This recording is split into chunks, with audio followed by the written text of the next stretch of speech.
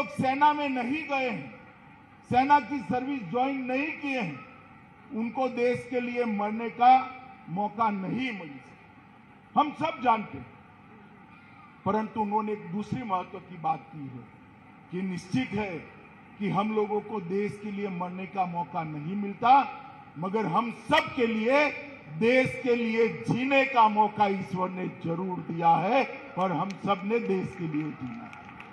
और आजादी का अमृत महोत्सव ये 75वां साल एक संकल्प लेने का साल। 75वें साल में इस देश के 130 करोड़ लोग हर क्षेत्र में आजादी की जब शताब्दी मनाई जाएगी 2047 के अंदर, तब देश हर एक क्षेत्र के अंदर दुनिया में सर्वोच्च स्थान पर हो, ऐसा संकल्प लेना। और वो संकल्प के लिए 25 साल आज से लेकर 2047 तक 25 साल जो अमृत काल है, इसके लिए हम सब ने देश के विकास के लिए योगदान करना और 2047 में भारत को विश्व गुरु के रूप में देखने का हमारे आजादी के नायकों के स्वप्न को सिद्ध करना है। और ये संकल्प हम सब ने लेना है। मित्रों, मैं आज सभी युवाओं को कहने आया, आप लोगों को लगेगा कि संकल्प लेने से क्या होता है।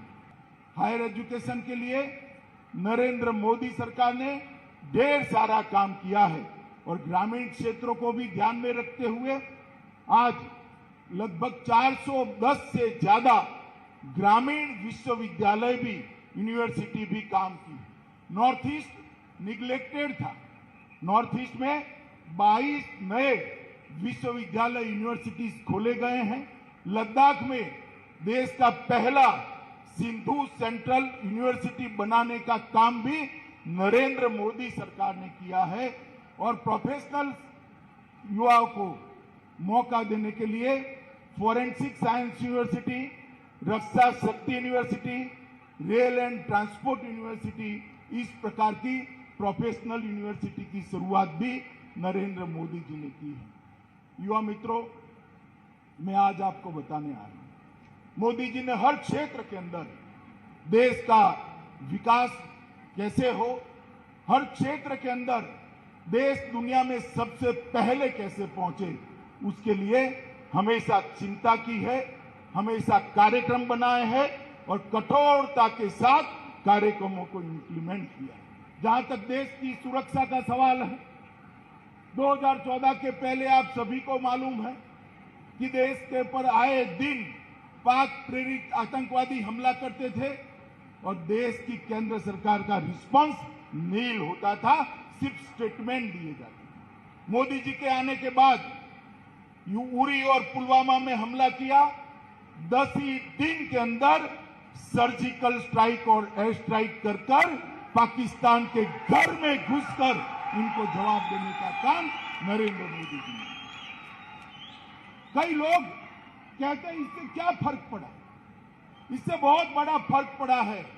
आज पूरी दुनिया जानती है भारत की सीमाओं के साथ कोई छेड़खानी नहीं करते, वरना माकूल जवाब दिया जाता। पहले दुनिया में अपनी सीमा और सेना के साथ छेड़खानी करने वालों को 2 ही देश जवाब देते थे, अमेरिका और इजराइल।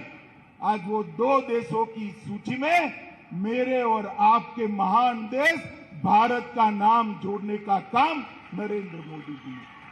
कई सारे ऐसे मसले, धारा 370, 35 है, सीएए, ये ढेर सारे मसलों को मोदी जी ने पलक झपकते ही समाप्त किया। 5 अगस्त 2019 का दिन भारत के इतिहास में सुवर्ण अक्षरों से लिखा जाएगा। सभी लोग कहते थे कि धारा 370 को हटाओगे तो खून की नदियां बह जाएंगी। और मित्रों, 5 अगस्त 2019 के दिन मोदी जी ने धारा 370 को हटा दिया। खून की नदियां छोड़िए, किसी की कंकर डालने की भी हिम्मत नहीं हुई मित्रों, कंकर डालने की भी हिम्मत। 370 को कश्मीर से हटाकर हमेशा के लिए हमारे कश्मीर को भारत के साथ जोड़ने का काम नरेंद्र मोदी जी ने किया है। उद्योग के क्षेत्र में ढेर सारी पीआई स्कीम लाकर भारत को इंडस्ट्री का हब बनाने का काम किया है। और मैन्युफैक्चरिंग हब भारत बनता है तो हमारे लिए दो दृष्टि से महत्वपूर्ण है, क्योंकि 130 करोड़ का मार्केट हमारे देश में ही उपलब्ध है। और अगर यहां मैन्युफैक्चरिंग एक्टिविटी होती है तो इस देश के सबसे ज्यादा युवा दुनिया में, अगर किसी देश में है, सबसे ज्यादा युवा दुनिया में अगर कोई देश है तो मेरा और आपका देश भारत है। अगर मैन्युफैक्चरिंग हब बनता है तो देश के युवाओं को अपॉर्चुनिटी भी मिलती है। ढेर सारे क्षेत्रों के अंदर, चाहे शिक्षा का क्षेत्र हो, चाहे आईटी का क्षेत्र हो, चाहे इंडस्ट्री का क्षेत्र हो, चाहे R&D करना हो, चाहे इंफ्रास्ट्रक्चर को बढ़ाना हो, चाहे बिजली को हर एक घर में पहुंचाना हो, हर एक घर में शुद्ध पीने का पानी पहुंचाना हो, अनेक क्षेत्रों के अंदर नरेंद्र मोदी सरकार ने ढेर सारी उपलब्धियां हासिल की।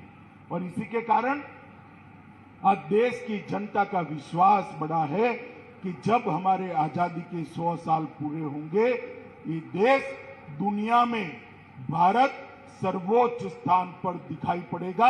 इसको कोई नहीं रोक सकता। ये विश्वास आज नरेंद्र मोदी जी के नेतृत्व में आगे बढ़ा है। मित्रों, यहां पर एक फॉरेंसिक साइंस लैब का भी बेल्लारी का उद्घाटन किया गया है। क्षेत्रीय फॉरेंसिक साइंस लेबोरेटरी के कंसेप्ट को कर्नाटक ने बहुत अच्छे तरीके से क्रियान्वयन किया है। मैं कर्नाटक के मुख्यमंत्री और गृह मंत्री जी दोनों को बहुत बहुत बधाई देना चाहता हूं, क्योंकि साइंटिफिक इन्वेस्टिगेशन के बगैर दो सिद्धि कन्विक्शन का रेशियो बढ़ नहीं सकता। जब तक साइंटिफिक इन्वेस्टिगेशन न हो, केस में प्रोसिक्यूशन एजेंसी के पास साइंटिफिक एविडेंस न हो, कभी दो सिद्धि नहीं हो सकती। आज बीट का एक नया कंसेप्ट भी, ई बीट का कंसेप्ट यहां पर लॉन्च किया गया है। जब ई बीट का कंसेप्ट पूरे कर्नाटक में लॉन्च हो जाएगा, पुलिस की सेवाओं को अनेक गुना स्पीड से गरीब आदमी तक पहुंचाने का फायदा मिलेगा। मैंने इसके चमत्कारिक परिणाम चंडीगढ़ के अंदर देखे और मुझे भरोसा है कर्नाटक पुलिस के डीजीपी पर और हमारे गृह मंत्री पर कि ई बीट को हर बीट तक पहुंचाकर पर्याप्त ट्रेनिंग कर लोगों की सुविधा बढ़ाएंगे।